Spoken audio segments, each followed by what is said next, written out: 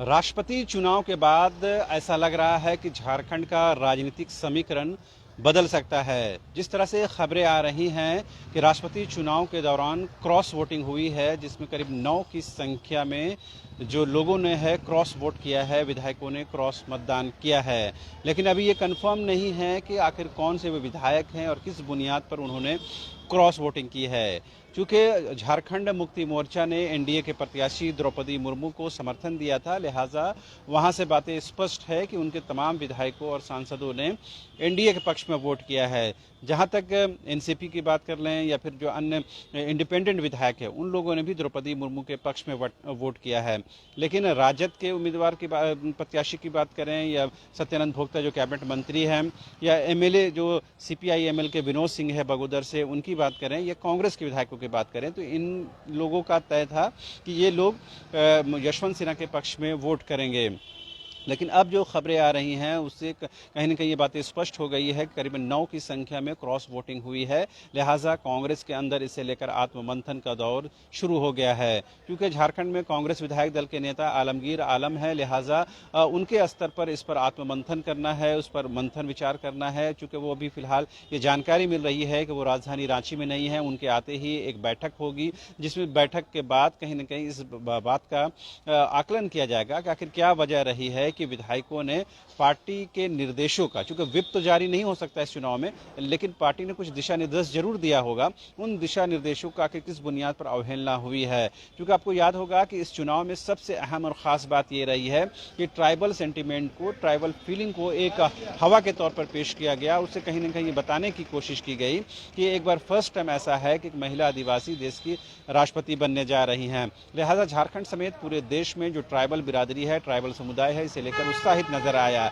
अब चूंकि राजनीतिक तौर पर जो राजनीतिक पार्टियों का अपना जो स्टैंड होता है, उसी के आधार पर जो सांसद होते हैं, जो विधायक होते हैं, वो आचरण करते हैं। लेकिन इस बार चूंकि चुनाव में सेंटीमेंट, जो ट्राइबल सेंटीमेंट था, वो हावी था, लिहाजा ये माना जा रहा है कि लोगों ने, खास करके विधायकों ने और सांसदों ने अंतरात्मा की आवाज़ को सुनते हुए वोट किया है। लेकिन जिस दिन वोट हो रही थी, उस दिन विधानसभा में तमाम न्यूज़ बाइस्कोप की टीम भी मौजूद थी और उस दौरान हम लोगों ने कांग्रेस के कई ट्राइबल लीडर से, जैसे आप बात कर लें कि राजेश कच्छप से, रामेश्वर उरांव जी से बात हुई थी, उन लोगों ने कहा था कि पार्टी का जो दिशा निर्देश है, उसी दिशा निर्देश के अनुसार उन्होंने एक्ट किया है, उसी के आधार पर उन्होंने वोटिंग की है।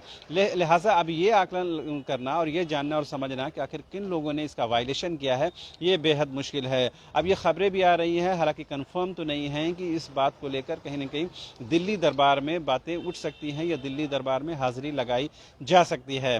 हालांकि अब वो चूंकि आलमगीर आलम की अध्यक्षता में जब बैठक होगी, चूंकि उनको ही तमाम चीज़ों को देखना है झारखंड के स्तर पर, लिहाजा अब बातें स्पष्ट होंगी कि आखिर क्या कुछ हुआ है।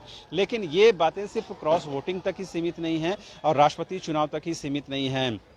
अगर कांग्रेस के अंदर से क्रॉस वोटिंग हुई है और करीबन 9 की संख्या में लोगों ने क्रॉस वोट किया है, तो ये कहीं ना कहीं खतरे की घंटी है, न सिर्फ कांग्रेस के लिए बल्कि झारखंड की हेमंत सोरेन सरकार के लिए। ऐसे में ये बातें कहीं ना कहीं राष्ट्रपति चुनाव तक नहीं रुकेंगी, बल्कि आगे कोई नया समीकरण भी गढ़ा जा सकता है, कोई नया समीकरण भी बन सकता है। और 2024 के चुनाव से पहले अगर इस तरह की गोलबंदी होती है और पार्टी के दिशा निर्देशों को अवहेलना करते हुए, उसे रौंदते हुए लोग क्रॉस वोट करते हैं और अपने अंतरात्मा की आवाज के आधार पर करते हैं, तो कहीं ना कहीं 2024 के विधानसभा चुनाव में इसका व्यापक असर देखने को मिल सकता है। लिहाजा ये कहीं ना कहीं कांग्रेस के लिए खतरे की घंटी के तौर पर देखा जा रहा है। हालांकि इस सवाल पर किसी भी कांग्रेस नेता ने अभी स्पष्ट तौर पर उत्तर नहीं दिया है। सभी ने कहा है कि उन्हें अखबार के माध्यम से या मीडिया चैनलों के माध्यम से उन्हें जानकारी मिली है। ये लोग इस बात को क्रॉस चेक करेंगे, क्रॉस वेरिफिकेशन करेंगे कि आखिर वस्तु स्थिति क्या है और कौन लोगों ने पार्टी के दिशा निर्देशों की अवहेलना की है। लेकिन बड़ा और अहम सवाल यह है कि अगर ये ऐसा हुआ है और एक्चुअल में कांग्रेस के अंदर से ही इस तरह की बातें हुई हैं, तो ये गंभीर विषय है, न सिर्फ पार्टी के लिए बल्कि हेमंत सोरेन की गठबंधन सरकार के लिए भी। अब देखने वाली बात यह होगी कि कांग्रेस इन तमाम चीज़ों को, इन तमाम प्रतिकूल परिस्थितियों को किस तरह से हैंडल करती है, किस तरह से इसे बेहतर बनाने की कोशिश करती है। लेकिन कहीं न कहीं ये राष्ट्रपति चुनाव, जैसा हम लोगों ने पहले भी बताया है कि झारखंड की राजनीतिक दशा और दिशा को बदलने के लिहाज से बेहद महत्वपूर्ण है। और ये बातें सामने भी हो रही हैं कि कल जिस तरह से नतीजे आया, उसके बाद ये खबरें आने लगी कि कांग्रेस में करीबन 9 से 10 की संख्या में क्रॉस वोटिंग हुई है, जिसमें कहीं न कहीं कांग्रेस की बड़ी एक जो विधायकों की बड़ी भूमिका रही है। तो ऐसे में अब देखना ज़रूरी है कि पार्टी के स्तर पर क्या कुछ कार्रवाई होती है और वक्त रहते हुए, समय रहते हुए कांग्रेस, झारखंड कांग्रेस इस पर क्या कुछ कदम उठाती है। नहीं तो ऐसा ना हो कि बहुत देर हो जाए और कांग्रेस की गठबंधन सरकार के लिए, या यूं कहें कि 2024 के चुनाव के लिए एक नया समीकरण, एक नया पॉलिटिकल इक्वेशन बनता हुआ नजर आता है। तो फिलहाल मुझे और मेरे कैमरा पर्सन विकास को रांची से दीजिए इजाजत। नमस्कार।